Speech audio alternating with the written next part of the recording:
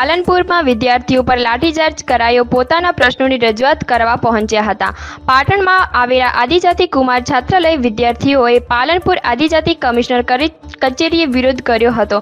હેમચંદ્રાચાર્ય ઉત્તર ગુજરાત યુનિવર્સિટી કેમ્પસમાં આવેલા છાત્રાલયમાં જમવામાં દેડકો નીકળવા સહિત અન્ય પ્રશ્નોના કારણે વિદ્યાર્થીઓ પાલનપુર પહોંચ્યા હતા અને આદિજાતિ કમિશનરના રાજીનામાના નારા લગાવ્યા હતા। કચેરીનો ઘેરાવ અને તાળાબંધી કરી હતી।